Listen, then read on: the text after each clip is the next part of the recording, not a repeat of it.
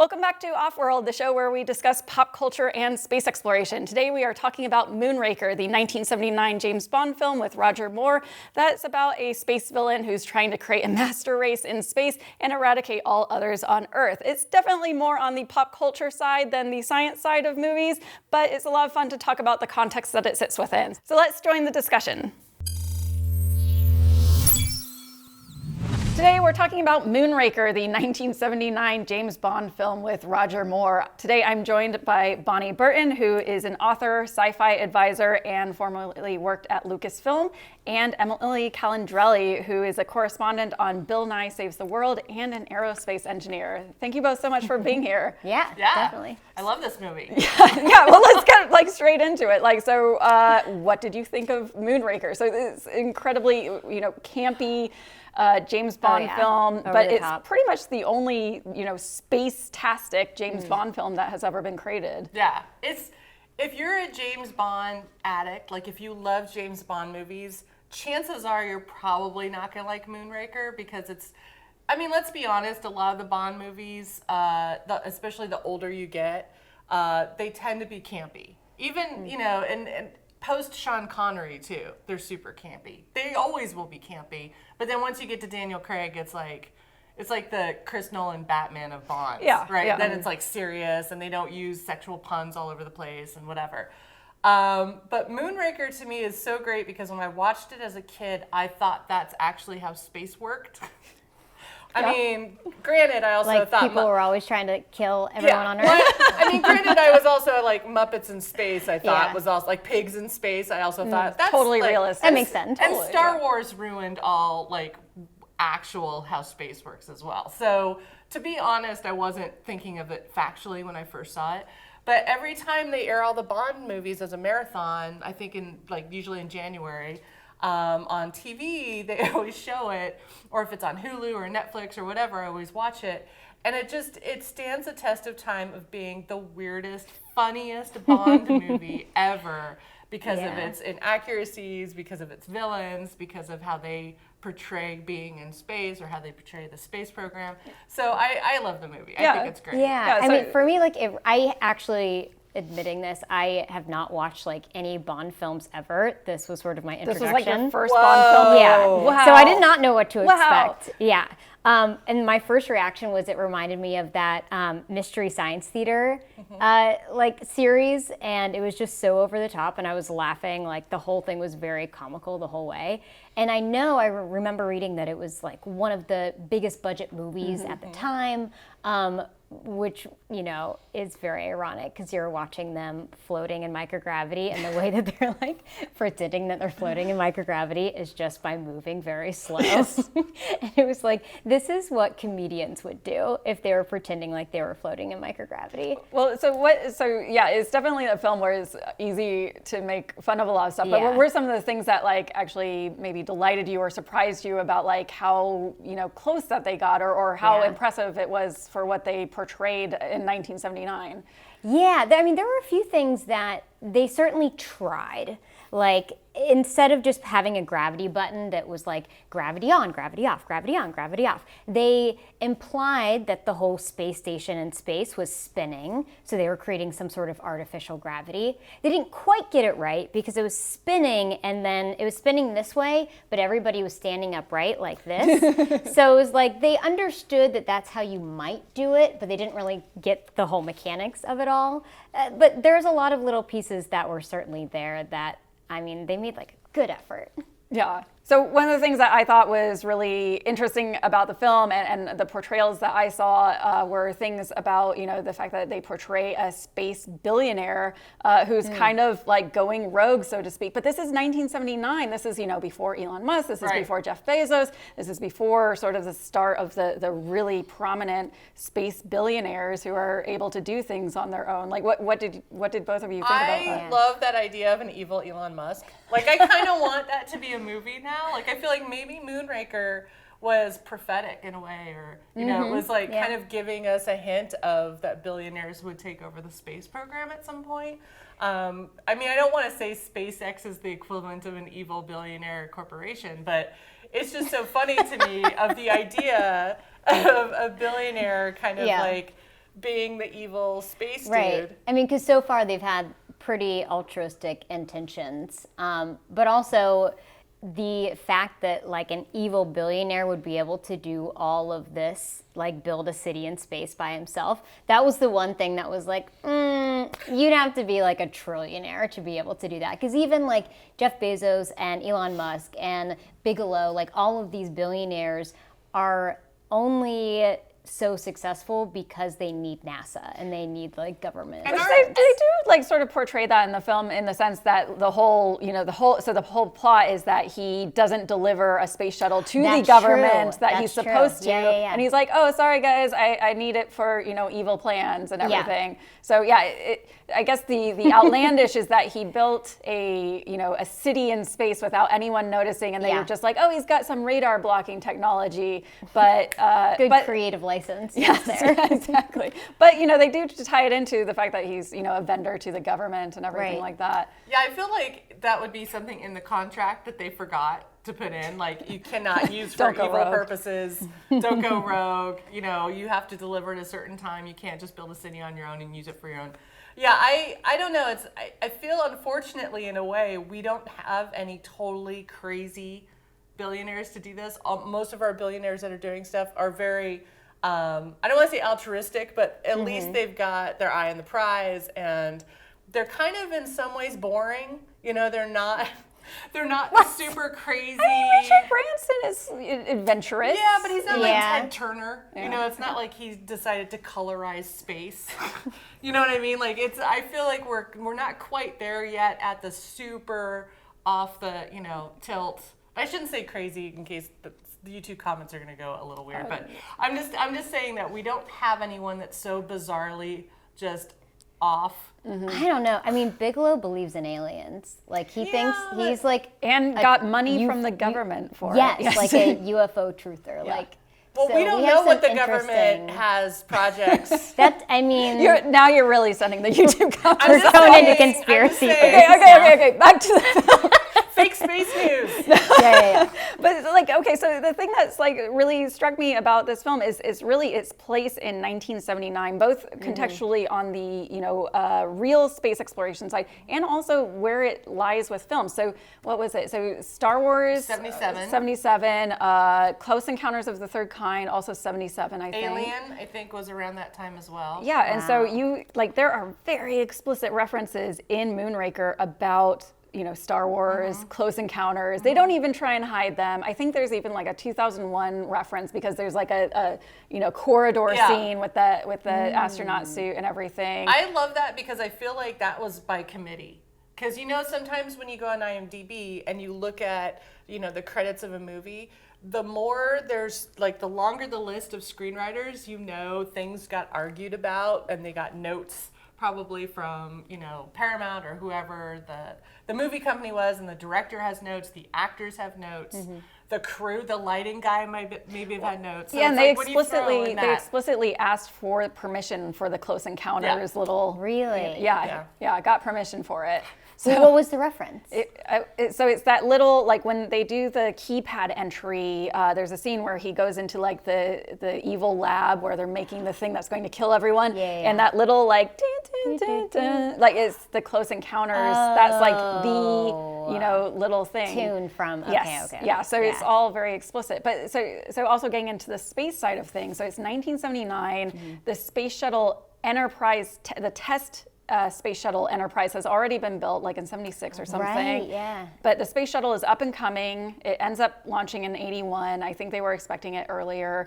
And so the entire movie, even though it's called Moonraker, there's no references to the moon whatsoever at all. It's all that totally went over my head. There's zero moon references. That's really funny. It's all about the space shuttle. It's all about this idea that you're going to be ferried to and from space. Lower and so orbit, it's really an interesting point in time where you would do this futuristic space movie and not care at all about the moon because we've been there, done that. What did you think about all the space shuttle references and everything? Right. I mean, it was the one part that was really funny and also not super realistic was at the end when they had 5 or 6 Moonraker shuttles launching at once with absolutely no delays. It was like one after the other, like clockwork. And I was like, that's not how that works. I know, it's like you got to create some drama. Yeah, like it's so funny. It would be great if there was just some guy with a clipboard saying, no, wait a minute, we got to do it tomorrow. Yeah, we have an anomaly. We have an anomaly. We have to wait. I mean, that's a good point to make, though, because I think a lot of us that grew up with sci-fi,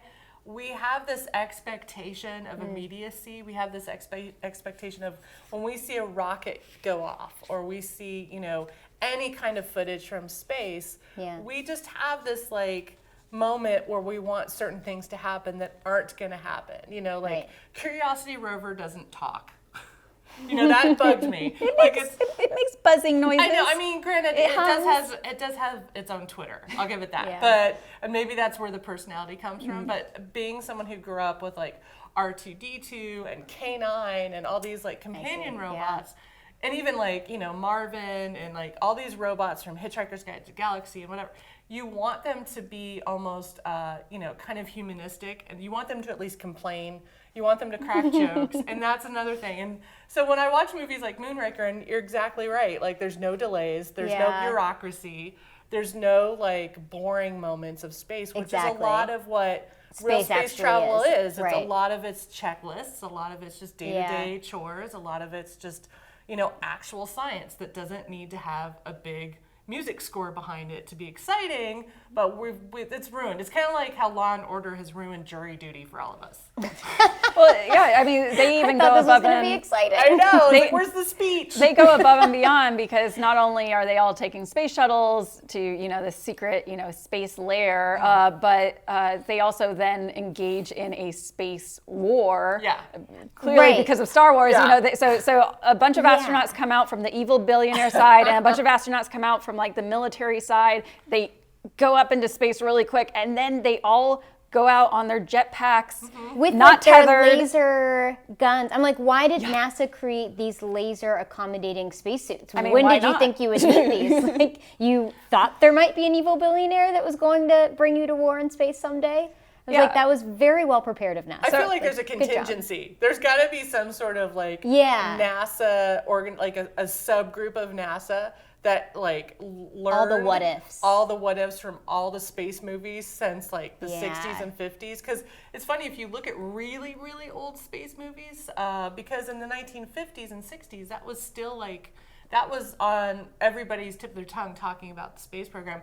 But their idea of what space might be, because no one had traveled yet, is even more far-fetched than what, I mean, it's almost like Gulliver's Travels type stuff than what we see in Moonraker. But I do have to make a point that I love Moonraker so much because now I look at all the Austin Powers references as well. So there's movies now that reference Moonraker. Yes. Really? Yeah, so it was a highly referential film that like just pulled in things from Star Wars and everywhere else, but now everyone references Moonraker. Yeah. So anytime you want to make a space joke, it's no longer about, taking stuff from Star Wars or Battlestar Galactica, the original, not, the cool one. But I actually like the original Battlestar Galactica. But again, that's not real space.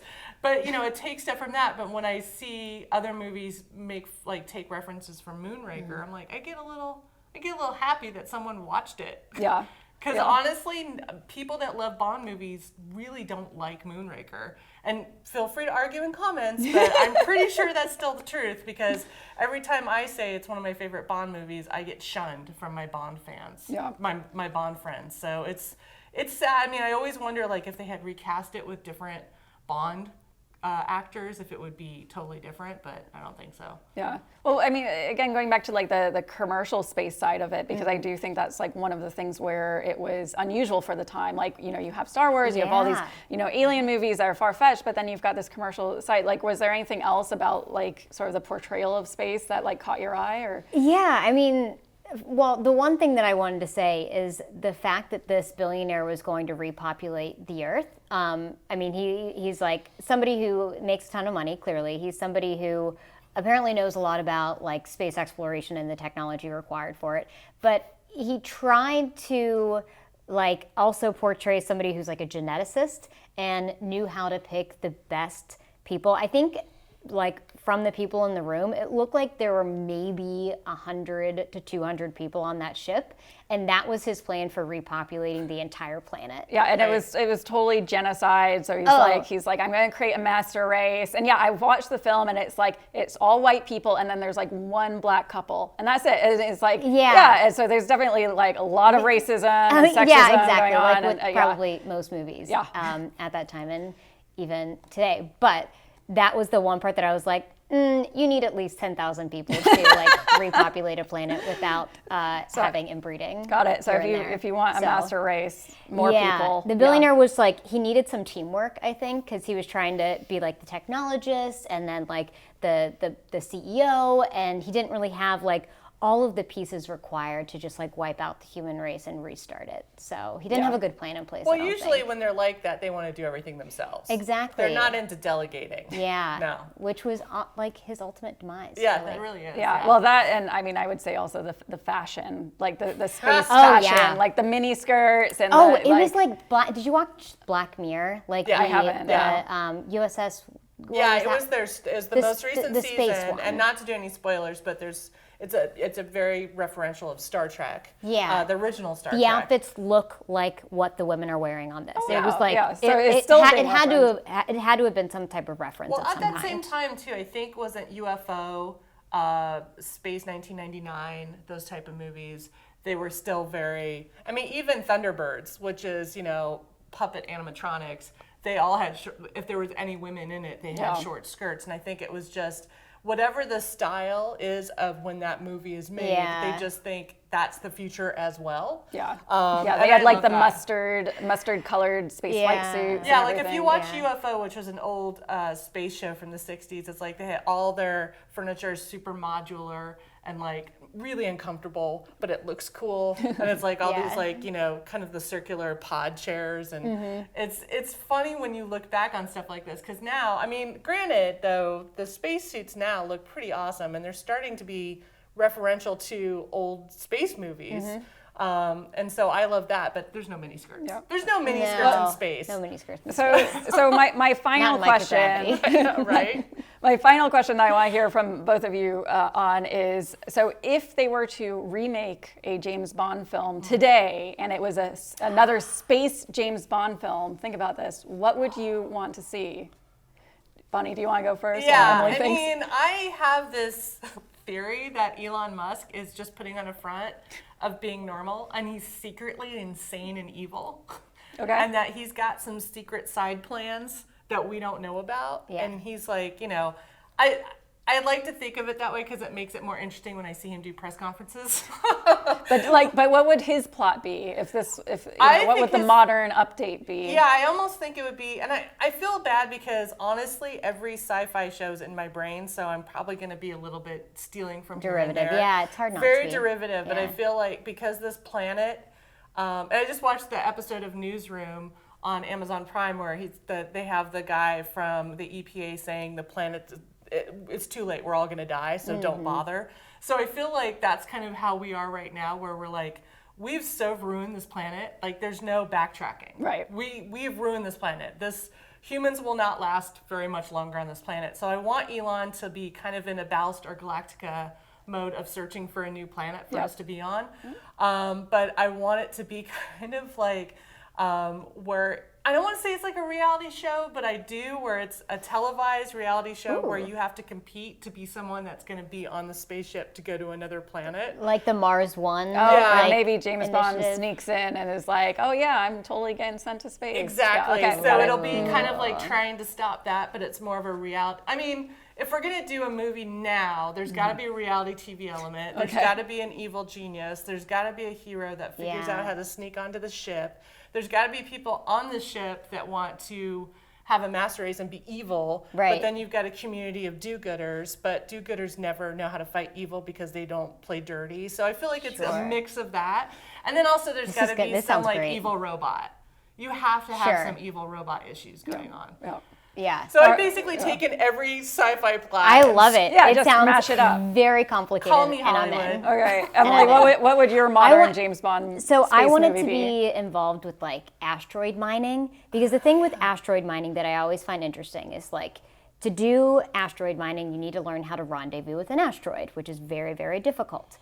A lot of the technology that is required to learn how to rendezvous and capture an asteroid is the same technology one would need if you were an evil genius to take that asteroid and throw it somewhere that you would like. One could be an evil genius and say that they are asteroid mining and trying to create gas stations, floating gas stations, orbiting gas stations, or mining it for like precious metals or whatever.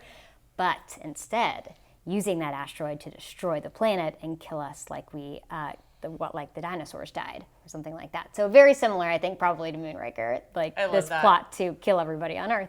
But it has this element of asteroid mining and an evil genius like trying to leverage like NASA's desire or Earth's desire to like extract these precious metals from asteroids. Yeah, I mean, the problem, too, with James Bond movies now is they take themselves way too seriously. Yeah. I mean, there's a lot of... I think they're going... Do you think they're going back I think to it's the camp? going back. I hope it's so. It's starting to. I hope which so. I actually don't hope so, but, you know, we can agree to disagree on that one. But yeah, no, I think, you know, with all of this is, you know, and one James Bond that actually I was coming into my mind that we didn't mention that at least involves space is there's that one with Pierce Brosnan where they're like shooting like sun rays, like, you know, and killing people, you know, with a space-based sort of spacecraft thing. Yeah. But yeah, no, I think like, yeah, the asteroid mining thing is certainly something there because all of the people chasing it are, you know, people who are really money hungry. And so you can imagine like a lot of like evil plots or, you know, God forbid, things where like you're redirecting asteroids to the Earth or something. Like, I think that could definitely be the subject of a next James Bond film. Well, but thank you guys so much for being on the episode, and this was a lot of fun geeking out. Awesome. Yeah. Yay. So that was definitely funny and a fun conversation to have. I think I didn't really get into what I would like for a modern James Bond film. I think, you know, the fact that Moonraker was based off of the 1979 context of the space shuttle being up and coming, I think it'd be very realistic for the next James Bond space film to really be about Mars and people going to Mars, and perhaps even an evil space villain who wants to keep us from going to Europa or Enceladus and keep us from discovering life elsewhere in the universe because of the effect it might have on the human race. Who knows? I don't know, but please leave a comment with what sort of James Bond modernization of space exploration you would like to see, and I will be checking it out. Thanks so much for watching. See you next time.